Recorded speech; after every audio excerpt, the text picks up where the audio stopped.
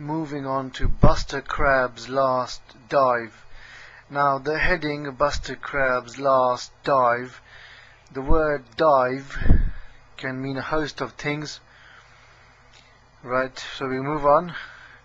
Against the strict orders of Prime Minister Anthony Eden, British Naval Intelligence sent a frogman to spy on the Russian cruiser something like that. I'll read it. Ordzhonikidze. Ordzhonikidze. At anchor in Portsmouth Harbour, April 1956, with Soviet leaders Khrushchev and Bulganin aboard. So this Russian cruiser was anchored at Portsmouth Harbour in 56.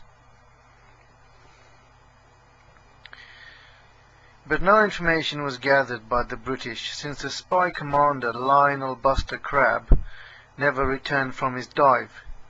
The government was gravely embarrassed with the affair. When the affair was revealed and a mystery remained, what became of Crabb? Did he drown, or was he caught by the Soviets and executed, or even recruited into the espionage service? Right, so a few things come to mind here just regarding about the heading. That a Russian cruiser was anchored at Portsmouth Harbour in 1956. The gentleman in question went to spy on it.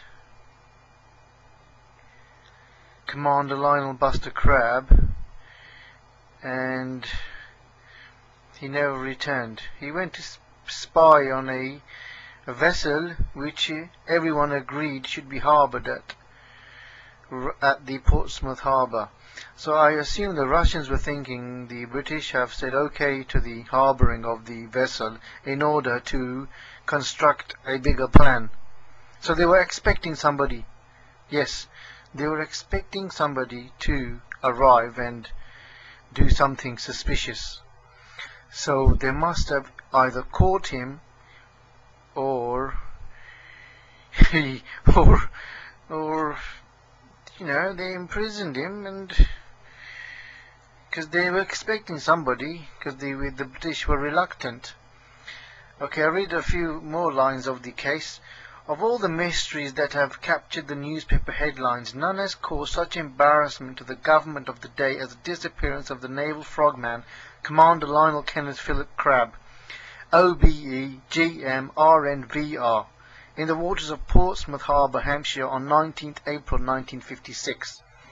So when this spy never homed in, never called in where he was, the embarrassment for the government had begun.